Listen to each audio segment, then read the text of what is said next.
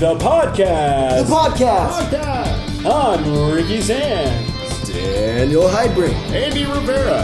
The podcast where we talk about podcasting things. Music. Podcasting music. Podcasting church things. Movies. Lots of stuff. And books. And other things. Tune in as often as we can remember to record these things. The podcast. Podcast. With Ricky Sands. Daniel Heidbrink. Andy Rivera. Alright, so I'm just gonna go. Yeah, count to 10 seconds and do it.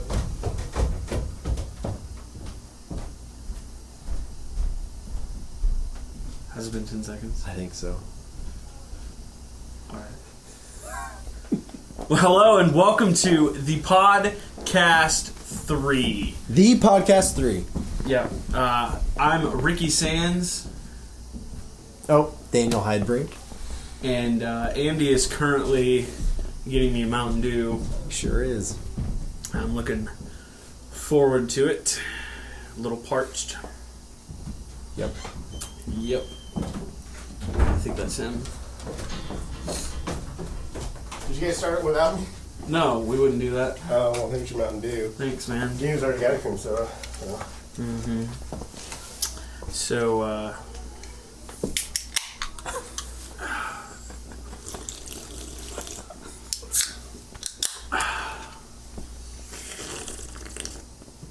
Danny already had his open, so. alright, so it's Andy's here, clearly. I got What's my up, Mountain Dew, y'all? so I'm happy. It's been a few months since we've recorded an episode of the podcast. Some things that have changed. I grew a mustache. Yep. It's Pretty- looking nice. Yeah, pretty stoked about that. That's pretty awesome. Yep. That would be That's- Daniel's yes. That's Katie. Okay, I'll be back. wife. Now Daniel's going to go and Yeah. serve his wife. Because Some things haven't changed. So Daniel still gets summoned by his wife, so that's one thing that's not changed. yeah, that hasn't changed. It's probably a good thing, so. Right, I think my wife's going to be leaving soon. So, Yeah, I was leaving the house. Let's just clarify that. so what's some things that are new with you guys? Well, I am less than a month away from a kid popping out of, just into the world. Woo! Yeah. Yeah, Papa Andy. You gonna make him Right. call you Papa? I think, yeah, that'd be wise. They did ask us if we wanted music.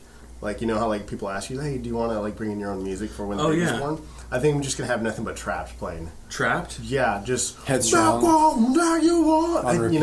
I just want head first, so I'm thinking it needs to be Headstrong, him or her. So, we don't know what we're having yet, so... What's your prediction? What do you think? Well... I think, there in the beginning, I think it was going to be a boy, but I think towards latter end, I think it's like a close Trump and Hillary. So, I just realized before our last podcast, we were, like, joking about, I think, like, the idea of, like, these horrible candidates, and now, like, this is Yeah, that's reality. actually true. No, it happened. Yeah. Yeah, that happened. Painfully real. Yeah. Daniel, what have you been up to? President-elect Donald Trump. Man, just working. Just keeping on. Wow, guys. Labor of his work. Look at that. Look at this guy. Yeah, this guy over here. Yeah, this guy. I take care of my wife. This guy. Playing a little Titanfall 2. Whoa. See, Check it out. See that top Mountain of Dew your can there? Titanfall 2. Closed captioning by Titanfall 2. We still don't have any sponsors. We don't. No, so not if you yet. guys want to sponsor So, us, if you guys would like to sponsor the Podcast 3, just that'd be alright. my information is pretty much public. So Should just we contact me. Should we hit up Kyle Phillips to sponsor us? We should. Probably Kyle should. Phillips. Yeah, just throwing that. And Evan Klein. Evan Klein. Shout out. Shout out. So every time I hear, so we're big fans of Parks and Rec here, and so every time I reference John Ralphio to someone else, I always talk about his sister Mona Lisa, because she is the worst. Straight up. So what do we got on today? Well, it has been a while since we've I just want to say real quick, you guys can't see this because Daniel and I refused to let Andy turn this into a video podcast. Oh, I was supposed so to we didn't videotape set up a this, wasn't camera. I? That's Yeah. well, no, it's we didn't too want you late. to. I It's can too still late not now. play. That's This is the weirdest podcast we've done. We are currently sitting in. If there wasn't musical instruments down here, this would be one of the creepiest basements. Like a dungeon. no. Yeah, Andy's dungeon That's true. of a basement. I think John Wayne Gacy Jr. lived down here. A horror movie could So- be filmed down here. Seriously, Yeah. it looks like we're staging an intervention for ourselves. Yeah. In the creepy basement. From, Yeah. What's the movie with the dude with the? It puts the lotion on the skin, or else Or it gets a hose again. Silence of the Lambs. Silence of the Yeah. Lambs. Hello, Right? Clarice. Some Yeah. fava beans. Yeah, that's what it looks like. Except it looks like we're staging an intervention in that setting. So you're saying that Anthony Hopkins could essentially be here? If he walked downstairs, I would not. What be would you do? surprised. Okay, let's just do it. Let's just run with this. How would you react if Anthony Hopkins walked down the stairs? I would. There are plenty of in weapons awe. within reaching distance. No, he's literally just like he's walking down. He's just like, "Hey guys," just starts talking. I would to you. still kill him. You'd I kill would him. still Easy. The Oscar award winner, Anthony Hopkins. Yeah, I would probably kill him. Like, Thor's dude, I know father, that you're Odin. just an actor. Quotations. But- I'm doing quotation hands right now. Just saying. But you're not walking You'd down kill into him. this basement Right. at this time. You would straight up without kill me clubbing you. Yeah. Wow. Without me clubbing you. That's the thing. Yeah. I felt like I should have put a table in I the would middle attack. of us. So Anthony Hopkins, if you ever listen to this for whatever reason, don't. If we're recording here, Show don't up. come here. Don't come here, but definitely sponsor us. Do but don't. Yeah. Sponsor us for sure. We'll take your money. Yeah, but You're just not don't come allowed. down here. He's probably not going to sponsor us. That's No. true. Probably. Well, especially because of what I just said. Yeah. I apologize for that. So I think it's what has it been like a few months now that we've done something like this? It's been long enough for me to grow a mustache. Yeah, that's so about 3 years by my count. So Your mustache doesn't count. But, I've actually only been growing this since November. Yeah. But it's been a while. I'd say at least 3 months. I don't know if anyone's heard. Like I think I've told you guys, but no one like out in the open. Did I tell you about 2 set of eyebrows when I was out at tech school? I think you told me about that. Okay, so I told Ricky about it. So real quick, before we get into things, I was at tech school for the Air Force in 2012, and our mustaches have to be in regulation, so they can't go outside the outer part of your lips. So I'm Mexican, and I can't grow in between like where my nose is, so it's just like I'm hardcore Mexican stash. So I grew it all out, but because of regulations, it only stood within there. So I have like hair here line because I can't grow it, then hair on the other side. Some kid comes up to me and goes, "You're the guy with 2 sets of eyebrows." And I go, "What?" And he goes, "Yeah, because your eyebrows on your eyes and then that mustache." I'm like, just shaved it that night. It's like, Gotta go. Yeah, done. So it was horrible. Anyways, I wouldn't want to be told that. yeah, it's horrible. Yeah, but yeah. So we haven't done a podcast in a while, and we thought we'd catch up and tell you what's been happening in our lives and just all things church wise, which is I would say good deal of stuff has happened. Sure. Yeah. Yeah, I mean, the biggest thing was I think we all just got really busy. We had a pastor step down from the church, Yep. which made my life increasingly busier. Yeah, you got busy. Busy. And so just doing stuff with the elders. We've done the pastor search. We've had some great candidates come in, which has been like really fun to like screen and have some guys come in and guest speak who are candidating for the position. So that's been awesome. Yeah, I mean that's most of what's been going on with the church. Andy got a job over at Lanham's, which is awesome. Oh yeah. Shout out local business. Support local. Support local. Hashtag support local. Lambs could sponsor us. Listen, We are Danielle, sponsored. I work for them. They don't sponsor us. That'd be cool. Shout out Aaron. Aaron. We all know who you are, but you only know Andy.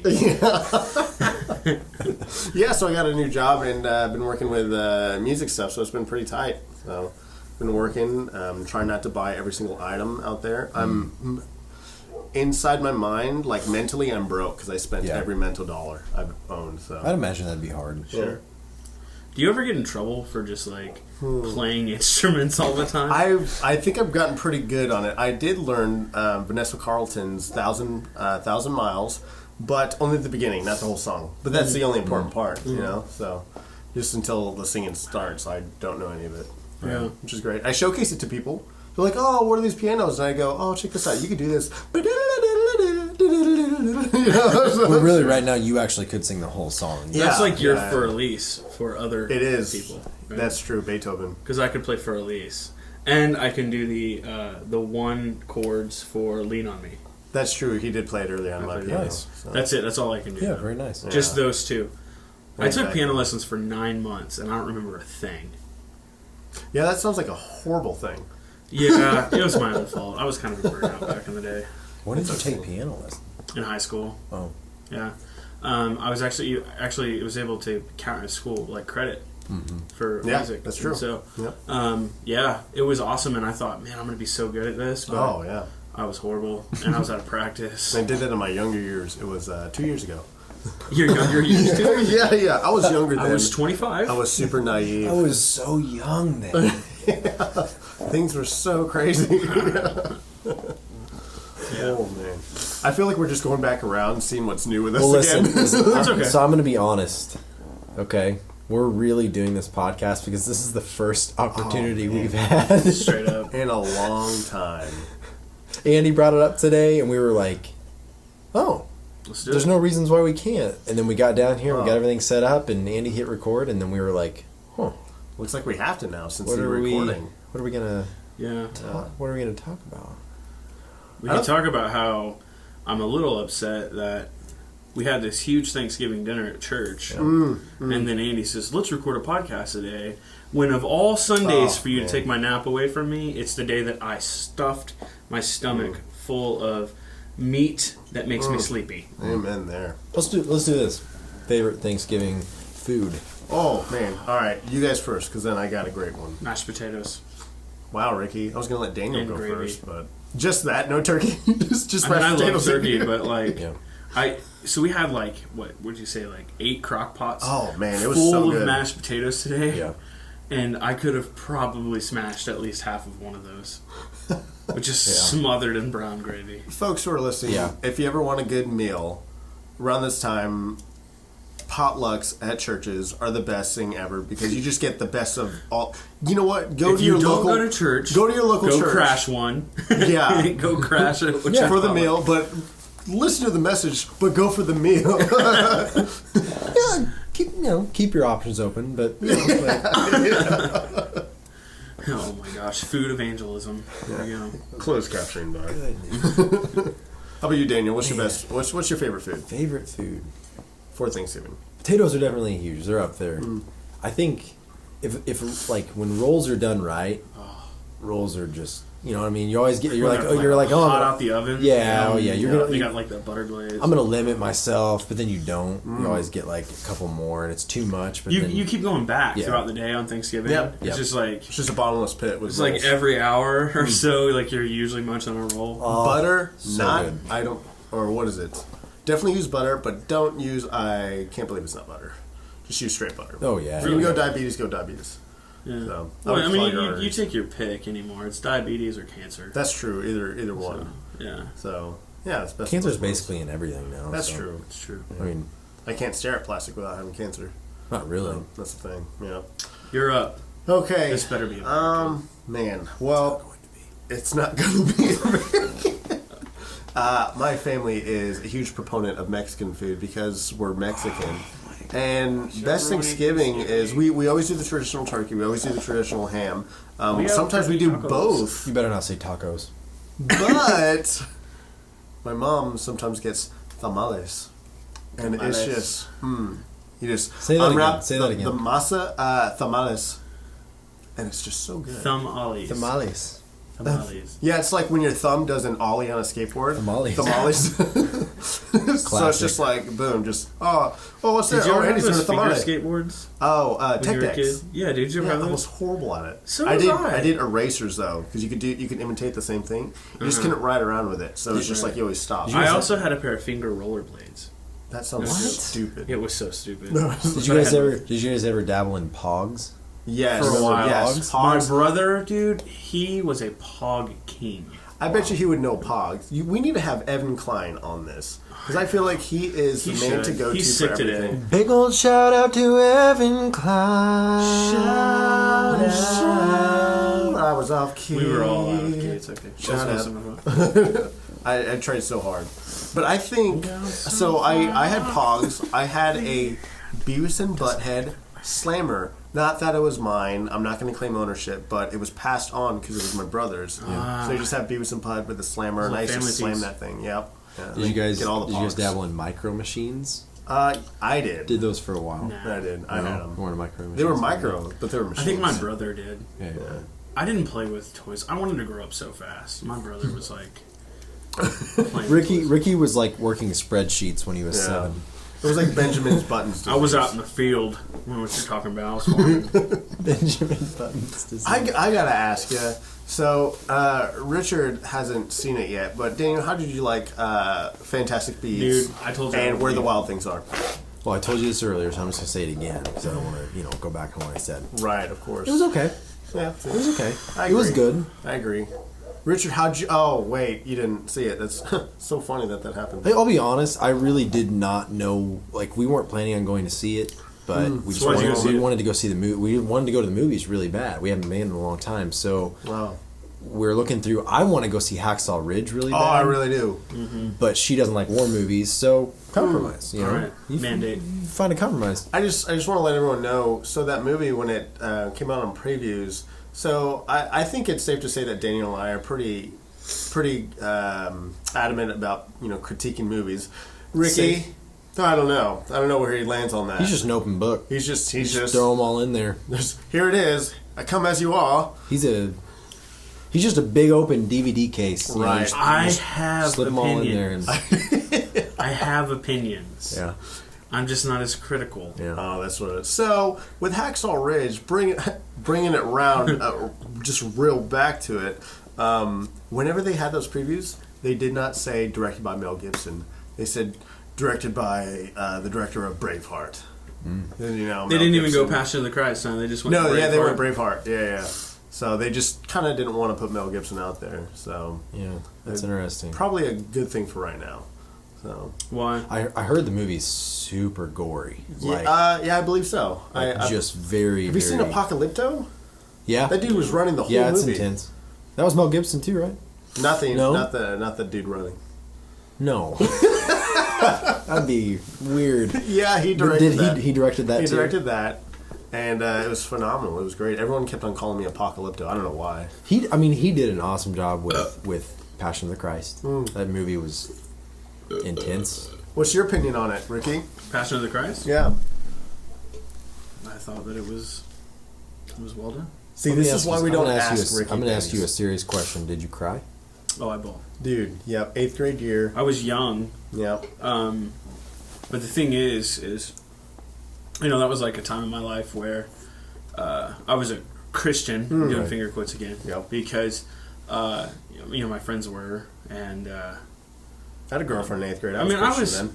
I was going like kind of in and out of dabbling with different crowds of people, Yeah. if that makes sense. And so like I was a little bit of a floater. And so, like, I was the kid that went to youth group on Wednesdays, partied on Saturdays, and, kind of lived these two different lifestyles. And so, when I watched Passion of the Christ as a teenager, it definitely had it provoked an emotional response Oh, completely. out of me for sure. But I watched it. It's funny when I'd say I was truly saved in my 20s, early 20s. It's so weird to say that now. No, it's early weird. 20s. My younger years. It provoked We're totally in the mid. a much right more now. real response. You know what I mean? Yeah. So Yeah. it's like, and so here I am at 23, watching it again, except this time realizing the weight of my sin, Yeah. and in my own depravity, The So it's not and so the much- need for that. So it's not so much an emotional response anymore, right? The emotion's still there, it's but just- it's a genuine, it's a spiritual, Yeah, it's a real. yeah. There's a genuine reality to response, it. yeah. It's like whoa, I think I sympathized for what Jesus went through as a teen, but then as an adult, as someone who's now fully submitted his life over to Christ, and then seeing that there's a reality of the weight of my sin and my depravity, and how that was necessary in order for me to have salvation. And so, I mean, I think, I know that the movie gets a lot of flack, but I think that it is hands down the most accurate depiction of crucifixion. I honestly, I think it was probably even worse. Sure. If you really do some in-depth study of the crucifixion and the methods that were used in these biblical times, like it was brutal, and I think that it was probably even worse than what the MPAA probably allowed Mel Gibson to do. Because it was still, what was it? Still PG-13, right? I don't remember what the rating was, but I mean, it was brutal. It was pretty intense. But I imagine it was probably much worse than he was even allowed to put on film. And so, I think it's phenomenal in terms of there's a lot of crap out there when it comes to biblical accounts in Hollywood or whatever. And it's not like that series, The Bible. Right. Elaine and I bought it. We were like, oh, let's watch this Bible series, and I was watered down. Yeah. For what it is, there's so good in it. I'll give it that. Yeah, but I know exactly what you're talking about. It was hard to kind of make it through. And I haven't watched all of it, but I've watched parts of it with Autumn. Have you guys seen Risen? Mm-hmm. I have, yeah. Because Ricky was like, hey, have you seen Draco Malfoy in the new Risen movie? I was like, no, man. Yeah, Harry Potter reference. Yeah, right. And it's funny because he kind of plays the same character in Risen that he does in Harry Potter. Yeah, he does. I think he's just a one-trick pony. Yeah, right. that's all he does. It worked for what his character was in the movie, right? But yeah, he's like Vince Vaughn. One-trick pony. Love Vince Vaughn, but see, I thought that movie was very well done. Oh yeah, because it comes from the perspective of someone who's a Roman soldier, seeing it for what it is. Like either you have to take that he rose, or you just have to be like, oh, or they were finding his body the whole entire time because like, whoa, where's this guy? And so it was just really cool. Like just some of those scenes, like, and I know like the scene at it's towards the very end. I think, correct me if I'm wrong, but the Roman soldier dude's setting by Jesus, and this is like a little bit before Jesus basically rises, he ascends to heaven, and he's gone. Yeah. And he's sitting there, and they have a brief conversation. And I remember during the movie, like I was just super enjoying the movie all the way up to that point, and then I was like, oh no, here's where they like pull a straight up Noah and like do this, just this, like here, because like now you're in territory where Jesus, we don't know if Jesus said these things or not, right? Like this you're putting words where it's just a fine line for me. Yep. Yeah, sure. But I felt like they handled it very well. Like he I was expecting them to almost like where Jesus is like something about, he says love in a way where it's like that's not really, but he just very minimal conversation. I thought they handled it super well, and it was like it made me just step back and think there's so much in the Gospels that we have that was not recorded. I mean, there's so much of Christ's life that we did not. We have such a little amount of his conversations and the things that he did, and I don't know. I thought that movie was great. Yeah, I thought it was awesome too. I mean, especially for what it was. Like, it's first of all, it's a fictional character, sure, and so it's like the whole movie isn't necessarily like nonfiction because it's basically speculation. I mean, but I think even taking that, and doing the research and really digging deeply into the historical aspect of the crucifixion, I think that's probably one of the most accurate portrayals I've seen. Like, I imagine that that's probably what it looked like. Yeah. These people trying to frantically, like, disprove the deity of Jesus by basically interrogating and probably brutally, like, beating people into trying to convince them to essentially lie about what they had witnessed. So it was really cool to see Pontius Pilate, like in the aftermath, kind of be like, no, I want you to find this guy, because then we're going to have, like, an uproaring. Right. Yeah. Because, like, if I can't find this body, then it's obviously, like, they're going to believe this, and, that he's their savior, and this and that. So it's just, like, seeing that in the realness of, like, thinking, like, how would Pontius Pilate react to something like this? Because we just see him in the, just kind of being like, all right, just have his, you say what you want to do to him, we'll do it. And it's just like, whoa, like, this is like, you're seeing the very human side of things, like, you're seeing the, what would it be, the political side of things. Yeah. So. Yeah, very much so, which was real. It was there, right? But I love the response that Barnabas has. I think it's Barnabas, right? When they kind of like Bartholomew. That's right. And they throw him. Sorry, and they throw him in that room, and he's just so like. I thought you were a Christian, bro. Well, the truth comes out. But no, I thought that was good. So while we're on this topic, did you watch Noah?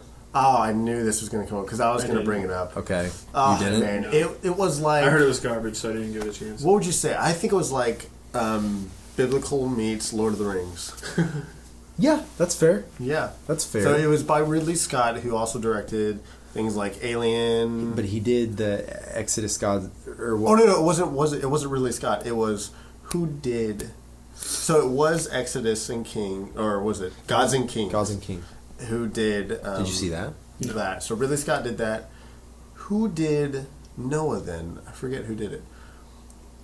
If you guys find out who did it, definitely hit us up. Comment it on our Facebook feed whenever we do post this up. But are you looking it up right now? Yes. I was trying to figure out who it was. Either way, yeah. It's the magic of the internet. Yeah. So saw it, and immediately what I thought was like, whoa, this is different territory. It was Darren Aronofsky. Okay. He's the director. Who's a producer? Producer. Yeah, check that out. All right, looking it up. Yeah, no, it was definitely different because you have they're taking the side of it where they brought in like fallen angels and they were like rock people, so it was just different. Darren Aronofsky.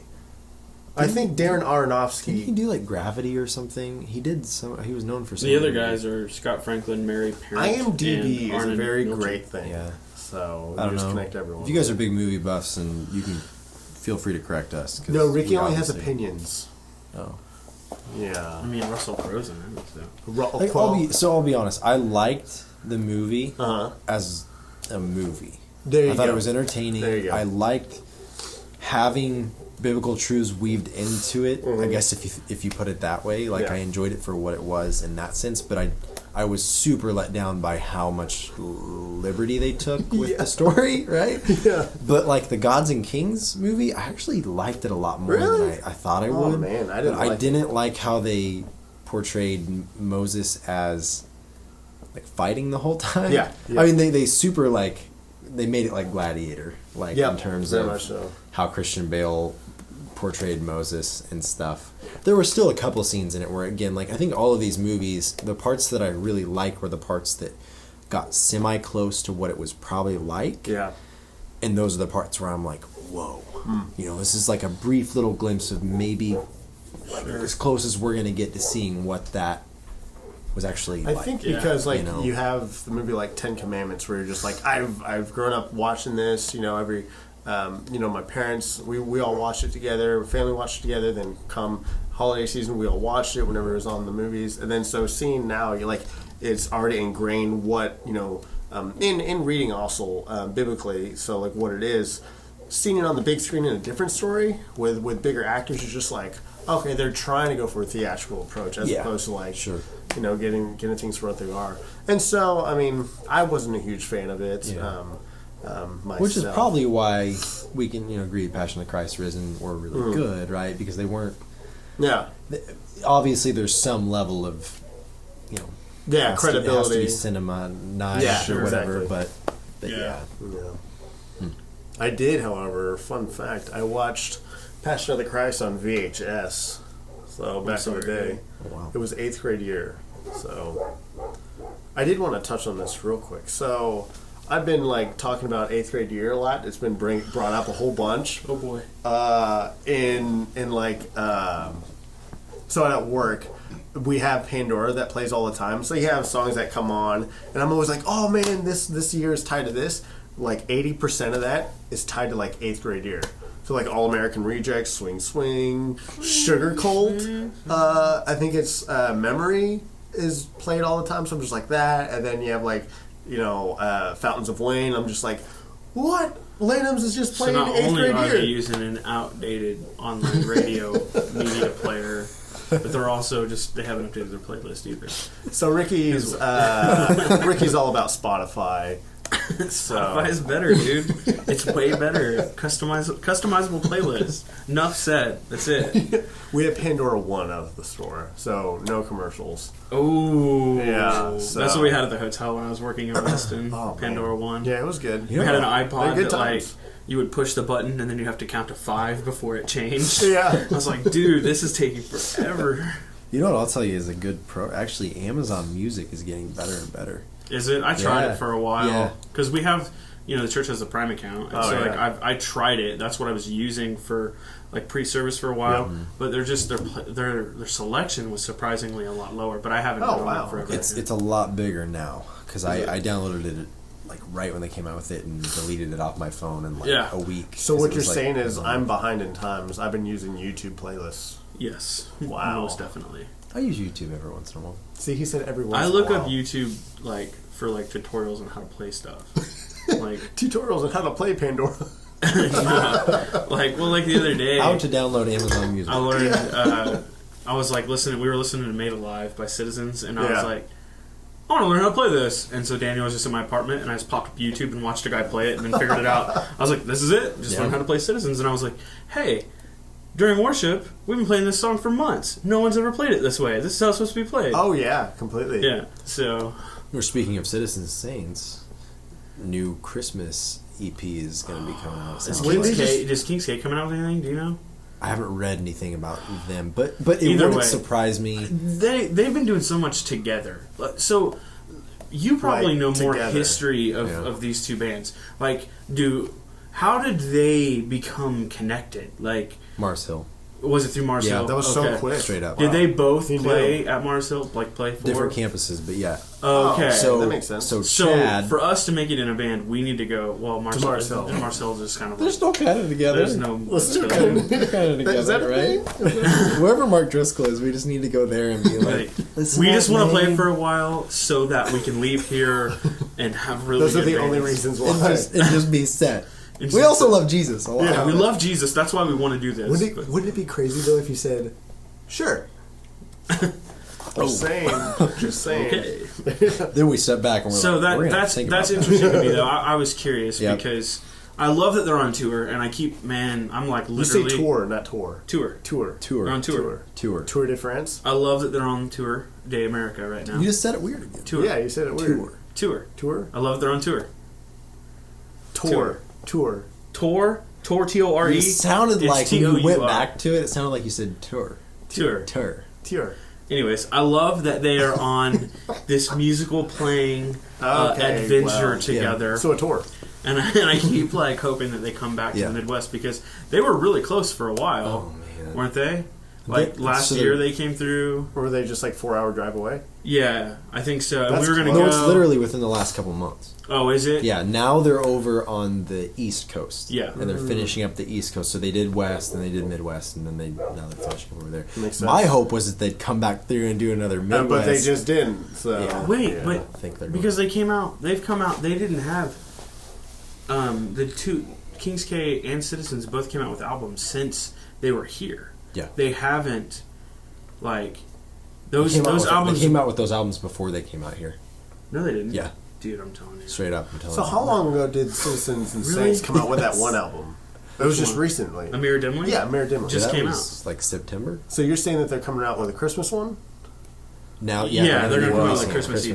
EP. They came out with one a while back, too, didn't they? A couple years ago. And it's pretty solid. And What's your favorite Christmas album? Probably either Kings K or... Because Elena's mother, my wife, Elena, in case you guys don't know, that's what her name is, for viewers who are listening. Her favorite album is Kenny G. Christmas album. Kenny G. You don't hear that very often. Not favorite Christmas album, favorite album. Oh, favorite. So you're asking me what my favorite album is? No, more or less I'm asking you what's your favorite Christmas album. But since we're on the subject, what is your favorite album? Or which album has? I feel like we should have been prepared for these kind of. We're just firing off a lot of topics. Yeah, that's tough, man. What's a memorable album then? A memorable album, one that hits home, one that you could be like, time for the favorites section. Can I get a pass? Yeah, let's divert it to Daniel. That's not fair. Okay. Favorite. like favorite album of all time. How about this? Which one is memorable and why? Like any sort of attachment. Yeah. There's a lot. Gosh. Like just like Hybrid Theory, Linkin Park or something like that. So That one definitely has some good. if I went back to like my high school days, You know, because one thing, I don't know why, doesn't even matter. How hard to try. Right. keep this in mind. Explain, Design this right. Yeah, to explain the due time. All I know. Time is a valuable thing. Watch it fly by as the pendulum swings. I think for me though, a good memorable album, man, it would have to be Newfound Glory, Sticks and Stones. For me, Okay. Name that's a the single one. off that. My Friends Over You. I still choose my friends over you. Yeah. Okay. All right. Yeah, so that one. That's at least a single from that album. Sure. But so many good memories, like just going through track by track. Back in the days when we used to listen to CDs track by track. Oh gosh.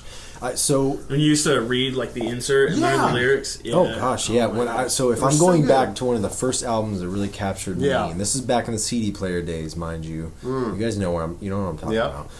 about. We lived I it. would. So I grew up in the country. We had a lot of property that I had to mow, and so I would get my yellow CD player, and I would man. loop the strap in my belt loop Right, and so just that it pop it wouldn't in there. fall off. Makes sense. I had like the over the ear, Did it have the anti-shock? connected. Yeah, it had anti-shock on it. I always Nice. had it on. It was a requirement. It was. Had the over the ear headphones. I put it up to like 9 or 10 volume because when you're mowing, like you don't. It's Yeah, of just, course. It wasn't So I lost a lot of hearing in those days. Makes sense.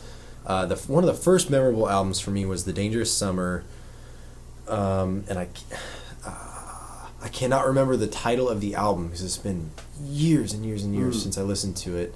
But a couple of the songs, The Permanent Rain, Disconnect, I remember I would go through, and it was like a 5-song EP, and I learned every word to that album, like that EP. I would sing those songs so loud because I'm on the Nice. mower out in our No one's gonna out hear in you. the country, so I just belted. I like learned that album up and down. But I think ever since then, Brand New's Deja Entendu, Oh, that's one of the biggest man. albums for me. That astronaut on the front. Oh man, That just whole so album. recognizable. Just ridiculous. So good. But that album, I mean, I don't believe you, but my Tommy guy does. So the quiet things that no one ever knows.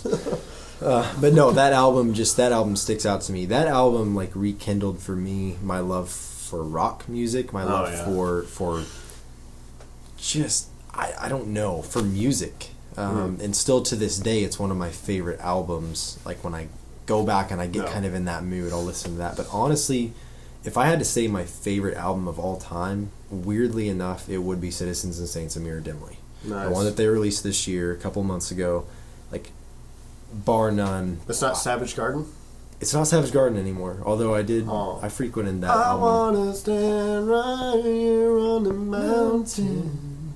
I wanna bathe with you in the sea. Yeah, no, I mean, if it's not anymore, that's totally cool. I Yeah. mean, it's totally fine. All right, Ricky, what All about right, you? yeah, lay it all out there, man. I remember I was watching TV. Well, that's all the time we have to. I was watching TV as I don't know how old I was. I'd probably been around 8th grade year probably, but there was a commercial on MTV for Linkin Park's Hybrid Theory. Yes. And Yes. I remember, like, I think it was Crawling. Crawling was the first video that I ever saw. Where he's like, crawling. Oh, so good. Wasn't And the it's music like- video kind of like disturbing a little Yeah. Was that And the it one was with like- like the weird elephants that would walk? Or which one is that? You know I which don't- one I'm talking about? I don't remember. But I just remember seeing Maybe that Chester was Bennington, Wake their by singer, Lost Prophets. and, like, he just looked so intense. Oh, He had this, yeah. like, spiky blonde hair. Oh. But I remember, like, I watched that music video. Well, first, they did, like, MTV did, like, this, like, a commercial for it. And Was it then they making the played- video? No, it was just a Oh, commercial okay, for the okay. CD. And I remember I wrote it down. But but I spelled it Lincoln. Yeah, that's how I did it too. Yeah. Yeah, And when I went so- out to the store to try to buy it. Like Yeah. Abe Lincoln Park. Yeah. And so, but then I figured out how to spell it because I wanted it. I told my parents this was what I wanted for Christmas. Like, I want this CD for Christmas because Crawling came out, and it was like. It was like, for me, it was like they nailed down that rap rock thing perfectly, whereas like so many before had just failed. They were a joke.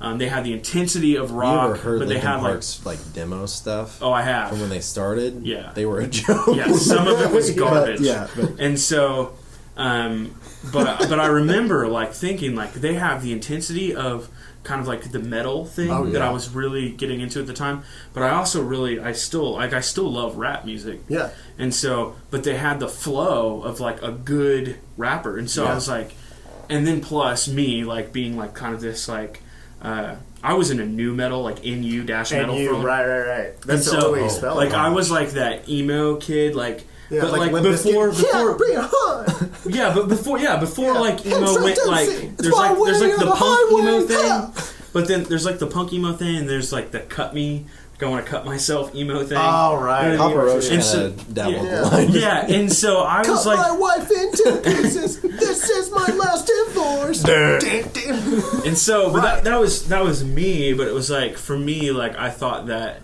Linkin Park took that deeper, and it wasn't surface level lyrics. Dude, they were on everything though. Yeah, and like, so I was like, man, these guys are awesome. Oh, and so that was the first album that I was just like I connected with, and I sat down. I had the shelf stereo system with the big speakers and the subwoofer. Yep. The double decker tape deck in the front. You get your 5-disc changer at the top. You don't have to tell me, bro. Don't have to tell me. Tell you what, man, it's bringing back memories. And so I would sit there, Bring 'em back. In my room. My hands are getting all sweaty. And I would thinking about it. I would learn Mike's raps and Chester's scream, and like I tried to scream like Chester Bennington so bad, but he's got that high scream. Yeah. Couldn't do it. He was just so good at it. That was like, I mean, that album like literally, I carried that with me for years. I tell and you years what, and years. they were on everything, like from games to like movies to or even shows and stuff like that. I remember playing this skateboarding game. I think it was called Skate. But it was like That's the original. way they just couldn't think of anything else, so they just called it Skate. But you had Tony Hawk back then, and then you had all these other video games that tried to do what Tony Hawk did, and this is one of those games that tried to do it. And they had a song on there by Linkin Park. I forget what it's called, but it's got that that Linkin Park sound. I think the guitar was like It's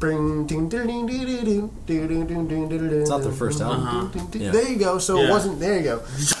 Yeah. Oh, it was so good. And I was like, "Who is this?" And I was looking at it was Linkin Park. So it's just like, what was that like hook they go? He says like, "Try to fight the moon with the sun." Yeah, it's just it's like that fast. Yeah. Oh man, they were just so good. A lot at of it. like solid. quick cutoffs. Yep. So it was just they were just so good at what they did, and so just kind of seeing like where they took off, I was like, man, even to seeing them do like stuff like Breaking the Habit. That video was amazing. Just like the animation on it, I was like, "Wow, this is like an anime." I still I even liked a lot of their newer stuff. Like a lot of people were like, "Go back to your new metal rap rock thing," but like. You went all Michael Bay on I us. think like for a while, like I was like, man, they freaking sold out. But I actually think they didn't. I think they probably sold out more in the beginning than they did later, because later they were writing music for themselves. But it's like I haven't done this, but I've thought maybe I should go back and listen to it again, especially because my musical preference has changed so much. I was like talking to a buddy of mine. He lives up in like the New England area, around Boston. And I played in bands with him forever. And I'm like, so what are you listening to these days, And he's still like, a lot of the same stuff, man. Listen to a lot of like, heavy, like he's a Christian, so he likes to listen to like, Christian like metal and rock, and I'm like, yeah, I enjoy some of that stuff. Sure. But I'm like, yeah, I'm really into like King's K and like Citizens and Saints, which is just for me is just like such a lighter thing, but.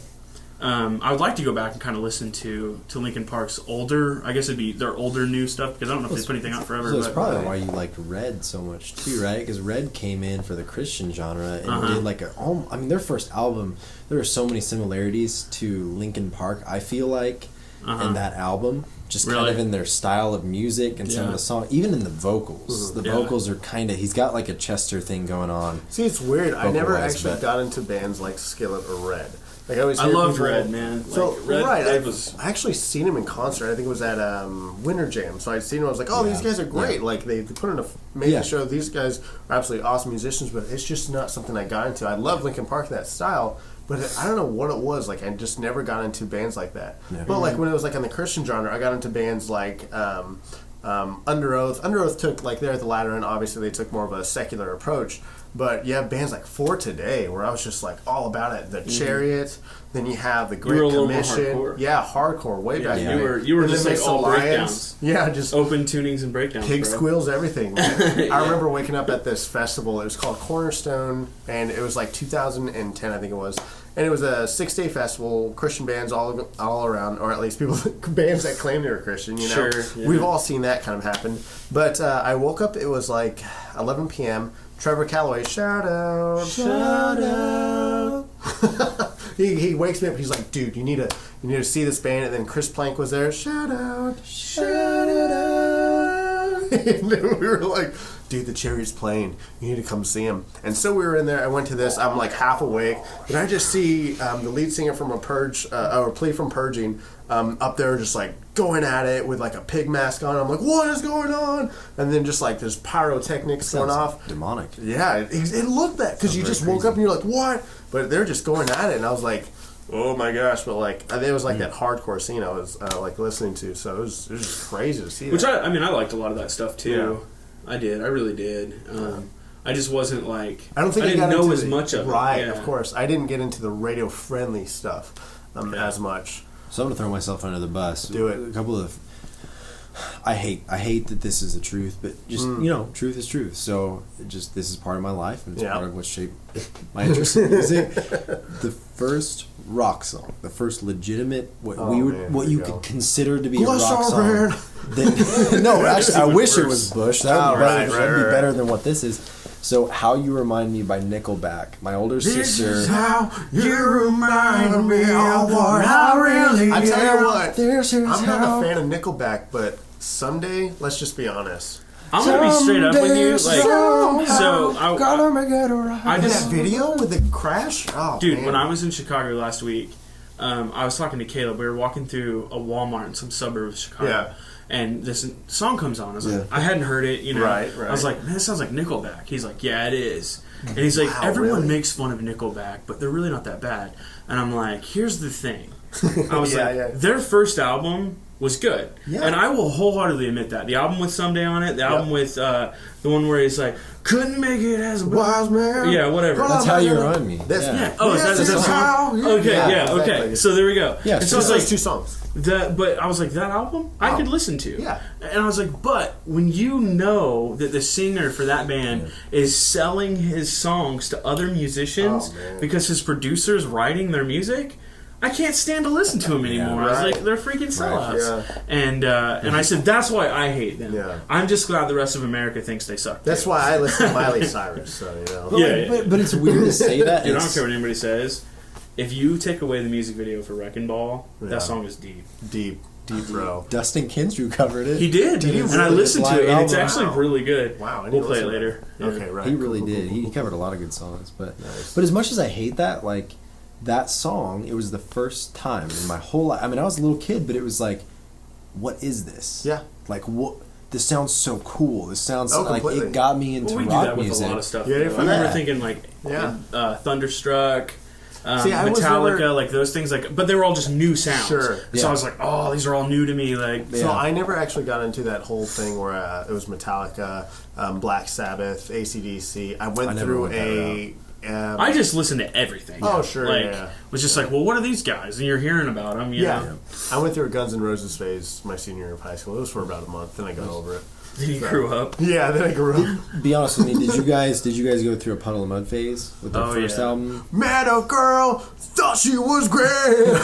he got a really Kurt Cobain like vocal thing kind of going. Was that the same band that did "You Can Take It All"? Yeah, that was off their first album. Yeah, Blurry. Yeah. I had recently saw a video. That again. Yeah, that is another band. That was 8th grade year. Like I thought that they let out like a decent for what it was. Sure. Like I don't like that type of music necessarily anymore, but like I can listen to it for nostalgia.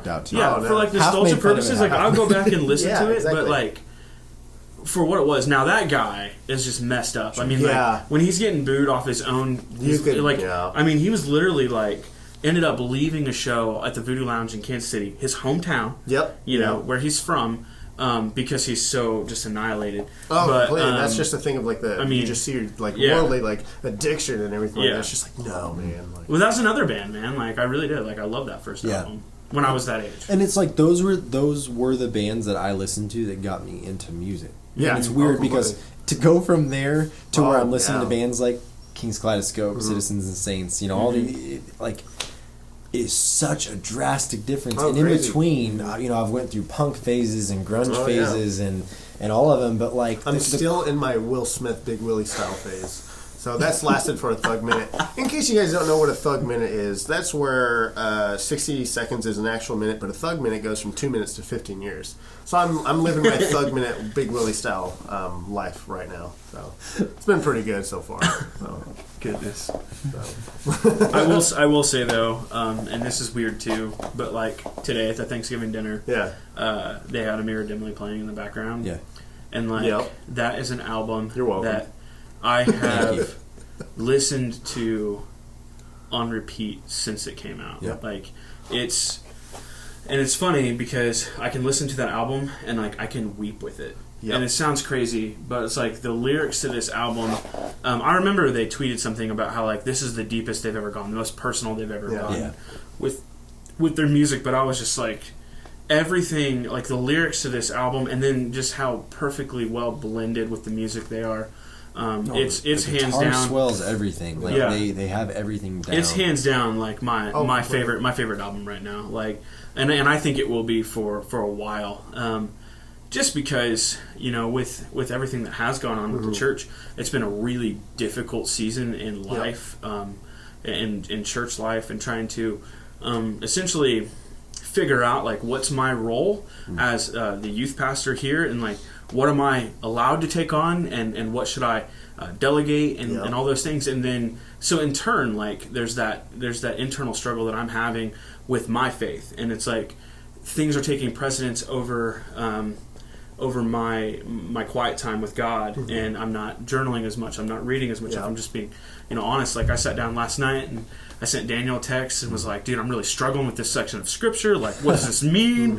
And it's like, I wrote in my journal, like I'm reading with a skeptic's heart. And it's like I'm not reading this to learn and hear from God, but I'm going, what can I pick apart? Right. Yeah, what can I pick apart here? Where's these discrepancies in your word, God? And so immediately, like my mind wants to gravitate towards those things. And anyways, all that to say that album has really been the soundtrack of my life lately. You listen to songs like Doubting Doubts, and I love that line. I'm a kid no matter what I'm feeling, or I'm his kid no matter what I'm feeling. And there's a line where he says, "Can I sit here at your feet because I know it's right where I belong?" Relent. Yeah, it's one of my favorite songs. And it's just like hearing that one line. I forget what song it is, but just hearing the simple words, "I am so tired." Yeah. Yes, Like, it's just real. so, it's like, raw, and you're just like, this is it. Yeah. Like this is life. This is true faith. And I was telling Daniel, like, and then you go into songs though, like where my joy is complete. You know, Oh, and there's like rejoicing in that. And Daniel and I were talking about the other day. I was like, like it's not our job to pick apart whether people are saved or not, but the authenticity of someone's faith when you can really look a person and see joy and lament just meet behind their tired eyes. That is a faith completely. that you are doing your end. Yeah. You're keeping up your end of the deal, and it's so tiring. But there's so much joy and there's so much lament involved in life. But your focus is on the eternal promises of God. And so I think that Amira Dimley, and not to turn this into a review of this album, it just encapsulates that. I mean, it really does. It encapsulates that faith, that real, that raw faith that no one talks about. No one talks about those things. You're at church and it's like, hey, I'm great, everything's okay. When the day before, like you were probably having some type of mental breakdown, some type of crisis, your family's going through something. And it's like, but we put on this facade, and no one wants to talk about, like, you know what? I feel like crap, and I'm struggling with my faith. Will you pray for me right now? And I feel like that's what this album just somehow managed to just capture through sound. And I think hearing that, like, I've said before, like in the past, personally, not on the podcast or anything, that when you hear something like on Air One or anything like that, it almost gets repetitive. Not saying that God won't use that radio station, which I believe He definitely does, but He's a very powerful God. That's true. So he's definitely in everything. And Definitely what's has to be. for my heart, I think you hear something for so long, you're just like, oh, okay, then you could just easily flip the station or easily put on a CD. Sure. But to hear something so refreshing and just to pour out their hearts and say this is a realness of what it really means to like to have doubts, to realize, come to realization of like how great God is. Just kind of see the album from beginning to finish, kind of go through these amazing emotions that you yourself go through. It's just like, wow. I love it. And they do it, but they don't do it at the expense of good musicianship. Exactly. And great skill, right. and catchy hooks, and like it's I come back to again and again. Chad from King's Kaleidoscope. I remember watching an interview where he talked about how he doesn't listen to the radio. He doesn't listen to Christian song. He doesn't even know who the big Dustin Christian Kendrick bands said are. that too. Yeah, I Yeah, think right, maybe it was Dustin. Well, I think he said that at that Sovereign Grace maybe conference. both of them, but it's kind of this idea of, from both of them, I think in a sense I've heard kind of this idea that they're like, Christian music does not have to be, it doesn't have to be just this standard formula that it's kind of turned into. Like we have the ability to make like beautiful, amazing, like songs that you actually want to listen to in your own time. Right? And it's something that for a long time, I think it's part of the reason why growing up I was never into Christian music really. There wasn't, I mean, like, and I did like bands like They Have Fire and Pillar and Skillet, and I mean there was a lot of like kind of I know, but like but some of those bands were there, but they were never my favorites. I agree. And there was never those bands. Whereas now, I literally have like a couple bands. Some of the top bands that I listen to all the time are Christian bands. I can't get enough of them because instrumentally they're genius. Yeah, they're phenomenal. They're just so good. The lyrics from Madness. Oh, you guys are talking about like how raw and how real they get. Relent is my favorite song on the album, by the way, but this bridge in Madness says, sometimes I wish I was never born, or I never was born, to feel the sting of a merciless world. The constant ache of all of this grief is pressing me down, but it's never defeat. Because when I've reached the end of my years, I'll lift from the grave and bury my tears, and I will see you face to face with brand new eyes and a finished faith. And it just like, it starts off with this, like, he's just talking about, I wish I was never born. Like that's grief. It's a modern psalm. That's agony. That's pain. Seriously, yeah, that's lamenting. But just like David, he goes straight from lamenting and pain to, here's Paul talking. Like, this is my goal, is to finish this faith. This race. Because my joy is found in the eternal. But then and then you talk about the album starts off with Crown Him, and it's just this. I mean, I think they loud, did that. I don't know this, but I think they did this intentionally. Yeah, it's like we're starting with Jesus. Yes, because that's where all of this starts. And then it ends with I'm His kid no matter what. Yep. Throughout all of this.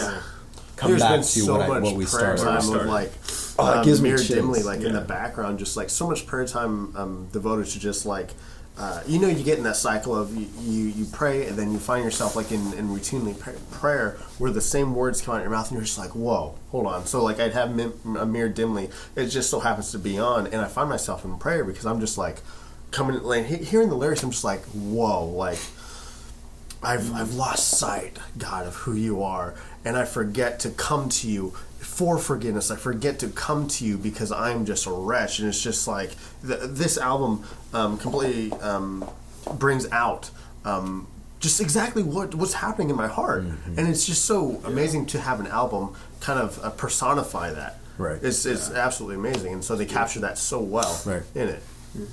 And there's not very many songs on this album in particular that are congregational worthy, like in terms of like King stated that too. Yeah, right. And they've done it too, but I was okay with it Like, yeah. There's a couple songs like we did Kids, right? And it's harder, it's more complex. You could simplify it and make it easy, which we didn't want to do. We wanted to try to do it because it's fun. That's good for challenging yourself. Too. Yeah, but I think, but that's okay because again, it comes down to not all Christian music has to be like this standard. You can sing it. If you can't sing it in church, then don't do it, kind of thing. Yeah, it's like that John Christ video. Have you guys seen that one where how it's made and it's Christian music? And they have like the flip book open and it's like more water references. It's like, here you go, G-A-D. It's the Holy Trinity of Christian music. And so like that's what it has. I mean, they've basically taken the model of the pop music industry and that's what you get on the radio. But all this to say, there's good stuff out there. Oh, completely. Go and do your research and find it because it's there. And it's like, but I think that Citizens, King's K, Modern Post, or Dustin Kindrew, whatever you want to follow, Ghost Ship, like these bands are really popular to us. But it's like for the modern Christian, there's not they don't realize that stuff's even out there because they're not getting the radio play that they should. And thankfully, like there's a huge part of me that goes, don't get to that level. Like I don't want that to happen because it's just kind of inevitable that the I don't know. Like, I get what you're saying. Yeah, the more popular they get, the more influence, the more cooks you get in the kitchen. I mean, it's like, are you just hungry? We just throw out all these references. But cool. Well, I think that's a good spot to kind of chillax. Don't want to go too long on our. Yeah, I have no idea how long we've been running. And I think too, we just want to say sorry to our follower Evan. Because it's been so long since we've done this. Sorry. Just kidding. We know that there's a couple people that listen. We're actually at about 1,815 measures. I'm going through Logic Pro right now. Click it so you can see. Don't know how many minutes that is, but we're going to try our best to be more consistent with this again. We just got to map out a schedule. Got to get things going again.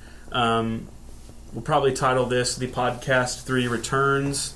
This is probably a really long episode. 2 hours. 2 hours long. This was 2 hours? This is to make up for the last 3 months of not doing this. This is great. My gosh, I apologize to anyone who sat through this. Put it on in the background. Do your dishes. Do your work. Whatever it is that you got to do.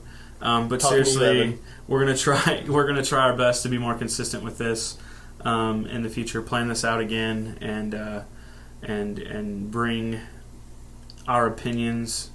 And definitely whatever to you. So we love you. And you guys want to say anything else? Tight. What's up? What? Podcast 3 out.